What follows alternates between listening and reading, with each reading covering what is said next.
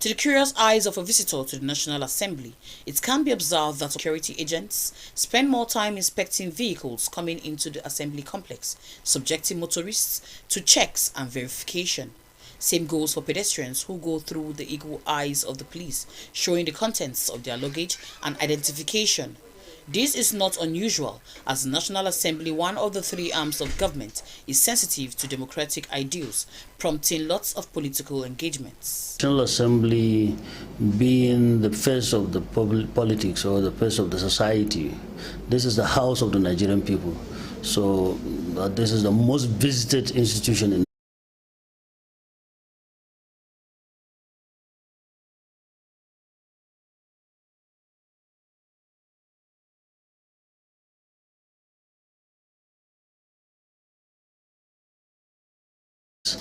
that rated Nigerian police as one of the worst in terms of corruption. While in Nigeria is apart from the House of Representatives, but commonly monitored by a retinue of security detail comprising of the police, DSS, Nigerian Security and Civil Defense Corps, and coordinated through the Sergeant-at-Arms of both chambers, whose versatile knowledge of the legislative buildings make an effective policing of this edifice.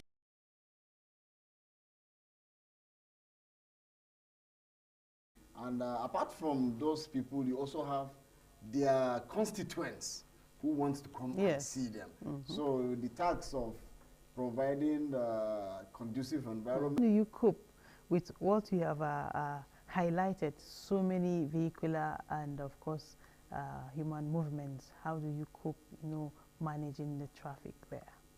Yeah, for the vehicles, just as I said, head of ministries, departments and agencies coming for public hearings and presentation of position papers and whatnot. So you have huge influx of vehicles. But what we do is we ensure that there is still thorough search. We don't allow ourselves to be overwhelmed with that.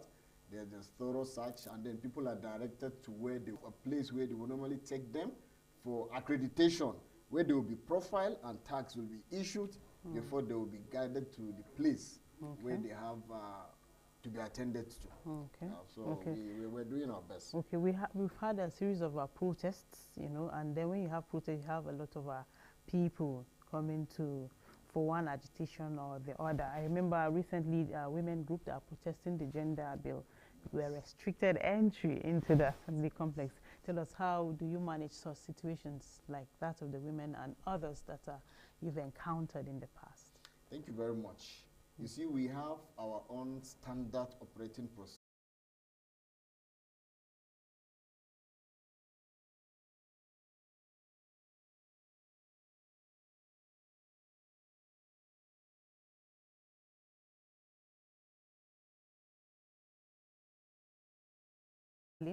Make your comments, commendations, query, requests, whatever you have on this platform. Our officer here is available to respond to all of your comments or suggestions. So you can call the number showing on your screen to be part of the program this morning.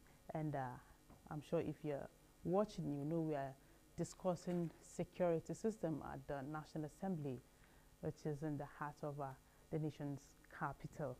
Okay, let's go on. Like I said, so many people have no business at the National Assembly, yet you see a whole lot of them loitering around. How do you, try keeping them at bay? Well, thank you very much. What we've raised some concern with the management of police within FCT and the Commissioner of Police, Sunday Babaji, has made it a duty to give us more deployment on a daily basis to ensure that we have enough manpower to effectively check the issues of people coming around, and in most cases, people that don't even have business at all in National Assembly. It's interesting to note that people believe if they have access to see their lawmakers, either the senator or the House of Representatives, their problems will be solved. So they want to make it a duty to ensure that they enter the National Assembly, even if they are not on appointment. But what we do is we ensure that you still go through the due process of going through the accreditation center with the help of the deployment we have from the headquarters. People are strategically manned, we have other agencies, the Sergeant at Arms Department, the DSS, the Civil Defense, the Road Safety, Fire Service, you know, we have all of them together, and we are working as a team. So I start with mine, then you take over from there, and if it's an issue of security breach or that needs enforcement. Yeah. For public enlightenment, people that probably want to go and see their representatives at the National Assembly, what are those processes they are supposed to follow? Some people will go there from morning till night, and some of them at the end of the day they don't even have access to the complex. Probably they have maybe pressing issue, or some of them don't even have reason at all. But for those that have very important issues probably to discuss, what's like the process? How are they supposed to go about it so that it will be like seamless and there will be no breach of security whatsoever? Yeah, thank you. You see, only authorized persons with valid reasons to be in the National Assembly have reason to go to the National Assembly. So if you are coming to the National Assembly, it has to be based on invitation. There should be a letter from your member or from the senator that you're coming to see, stating clearly that he is inviting you and he has an appointment with you to come and see him. So when you present such a letter, we'll allow you access, but we'll still take you to the accreditation center where they will still profile you and issue you with a tag, a tag that indicates clearly where you are headed, either the Senate wing, the House of Reps wing, or the main administrative and management building. So when you are through with that, you get to the main entry points of the buildings. We still have officers that will validate the fact that, yes, you have been authorized and cleared from the accreditation center before you be allowed access and directed to the exact point that you are doing. For those that don't have business with National Assembly, I must confess that we've arrested a handful, we've charged them to court, and our duty is to ensure that there is obedient citizenry. If you don't have business there, you don't have business there. If you come there loitering, you are a threat to our national security. We'll pick you up, and we've charged so many of them to court, and they are still going through such process. Okay. Hello, good morning. We have our very first caller on the program. Good morning. Good morning. Yeah, good morning. I'm watching something called the police. Sure. You are at the right place. Yes. Tell us your name and where you're calling from. I'm Kemi, calling from Airport Road, Abuja. Okay, Kemi from Airport Road. Go ahead. Okay, what I want to ask is that I don't know if there is any regulation about having guest house within residential apartments, like this guest house that they used to do like Ashewo house. Drinking beer and it's within the residential apartment. Is there any regulation in the SCC? Okay. Kemi, thank you. Though we're discussing security at the National Assembly, but I know you can still respond to that. She's talking about brothels, maybe at residential areas. And then she's asking, is there any restriction? Do they really have like a particular place to operate, or? Well, I think that's more of a issue. Such approval is issued from the Department of Development Control. And if we go around, as long as the government deem it fit and have given you approval to run your business and is legitimate as the law permits, I think the police has little or nothing to do with that. But I think it's more of a development control issue. So as long as they have that premises to operate and given the license, even if it's a residential area, the security forces don't have any business, or even if they're breaching security. No, but you see, for us, even if you are licensed, for us to come as point and from time to time go through and check the caliber of people that you allow access to your facilities. So if you're harboring criminals, or you turn your place to where the bad boys of the area will come and gather before they go and launch attack on the community and come back to disturb, to harbor in your place, of course, you have questions to answer. So even if you are licensed, even if it's legitimate, there is at least a register that you must maintain for the police to come and check from time to time to be sure that what you are doing is legitimate and is approved by the law. So in essence now, Kemi should take her complaints to the development control? Yes, I think that would be the right place for her to take her complaint, because I wouldn't know if the place is approved for such or not. But of course, if it's approved, they have the right. But if they don't have the right, I think she can put up a complaint to the Commissioner of Police, and he'll definitely look into something. that. Okay. Yes. Hello, we have another caller. Good morning. Hello, good morning. Okay, we lost that. Elections are around the corner. Everywhere is the politics heating and all that.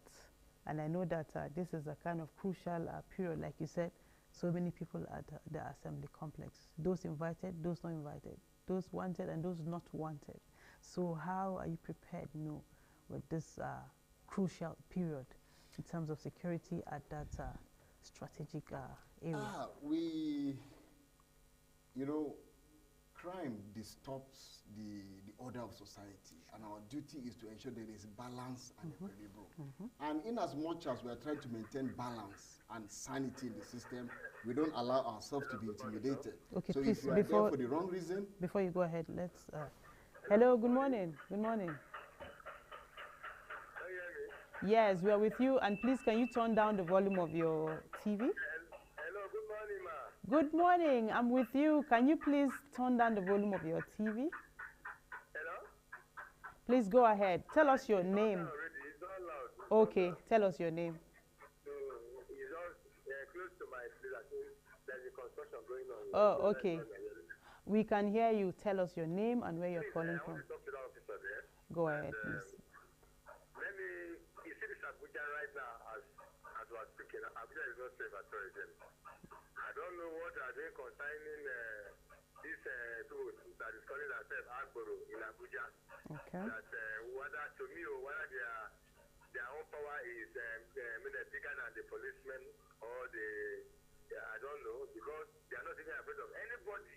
You cannot even maybe just to assist your neighbor or whoever you cannot even assist anyone because of them. If you're afraid of them. So I don't know, officer, please, what can you do to assist us, please? Agbero, okay. It's going out of hand right now. There is nothing we can do. Even when you take them to the police, they'll tell you, take us to the police and nothing will happen.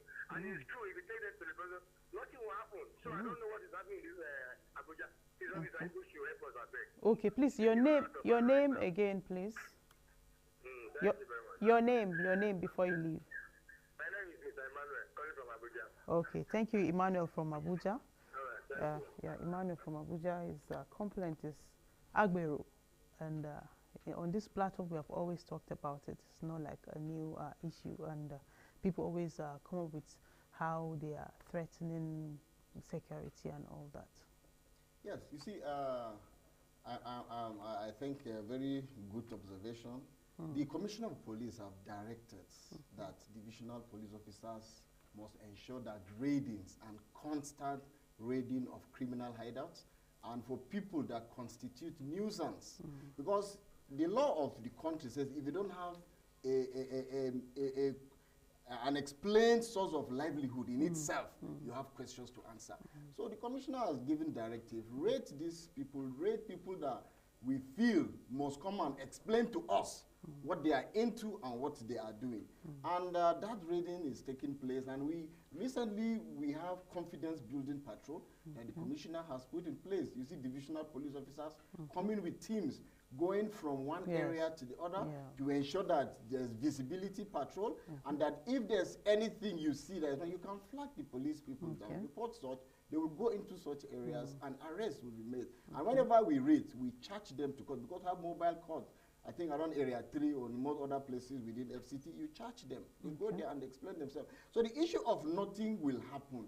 You see, the criminal justice system may start with us, but when we arrest, we hand over to some other agencies to try and then to correct.